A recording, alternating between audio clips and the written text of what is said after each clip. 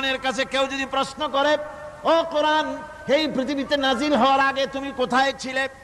কেউ যদি প্রশ্ন করে, কোরআনে কারীম নিজে নিজের পরিচয় শোনায়, আমি কোথায় ছিলাম শোনো। বাল হুয়া কুরআনুম মাজিদুন ফি লাউহিম মাহফুজ, বরং এই কিতাব অতীব মর্যাদা সম্পন্ন সুরক্ষিত ফলকে লিপিবদ্ধ ছিল, আমি ছিলাম লৌহে মাহফুজে, সেখান থেকে এসেছি। যদি কেউ প্রশ্ন করে, কোরআন কি কোরআন, তুমি কার উপরে অবতীর্ণ হয়েছ?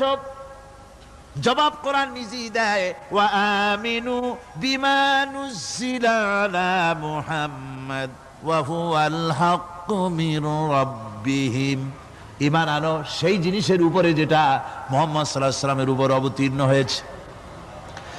আবার অন্য আয়াতেও জবাব পাওয়া যায়, তাবারাকাল্লাযী নাযালাল ফুরকানা আলা আবদিহি লিয়াকুনা লিল আলামিনা নাযীরা।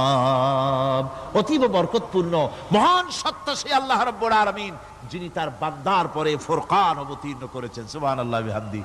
কোরআনের নাম আমি বলেছিলাম শুধু কোরআন নয়, অনেক নাম আছে। কোরআনের আরেক নাম ফুরকান। কোরআনের আরেক নাম কি? আল ফারকু বাইনাল হক্কি ওয়াল বাতিল। কোরআন হচ্ছে সেই মহাসত্য যা মিথ্যা এবং সত্যের মধ্যে পার্থক্য সূচিত করে, মঙ্গল এবং অমঙ্গলের মধ্যে পার্থক্য সৃষ্টি করে, যা সত্য এবং মিথ্যার মধ্যে তাফরিকা সৃষ্টি করে, সত্যকে মানুষকে বুঝিয়ে দেয়। তার নাম হচ্ছে ফুরকান। এবার যদি প্রশ্ন করা হয়, ও কোরআন, বুঝলাম তুমি লৌহে মাহফুজে ছিলে, বুঝলাম তুমি নবীজির উপরে নাজিল হয়েছো, এবার বলো তুমি কোন মাসে নাজিল হয়েছো? তুমি তো আসছিলা প্রথম, কোন মাসে নাজিল হয়েছো? এ প্রশ্ন যদি কেউ করে, কোরআন তার জবাবে বলবে, শাহরু রমাদানাল্লাযী উনজিলা ফীহিল কুরআন, রমজানের পবিত্র মাসে আমি অবতীর্ণ হয়েছি। সুবহানাল্লাহ। যদি প্রশ্ন করা হয়, রমজানে তো আসছো, কিন্তু প্রথম নাজিল হয়েছিল কোন সময়? ওটা কি দিন ছিল না রাত ছিল?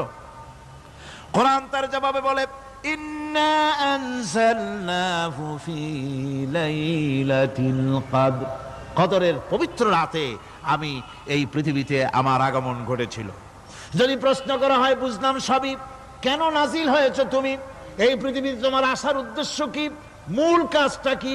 এই প্রশ্ন যদি করা হয়, কোরআনে কারীম তার জবাবে বলে, শোনো কেন এসেছি। লিতুখরিজান নাসা মিনাজ যুলুমাতি ইলান নূর, আমার মিশন হচ্ছে গোটা বিশ্ব মানবতাকে পুঞ্জীভূত জমাট বাঁধা অন্ধকারের ভেতর থেকে টেনে বের করে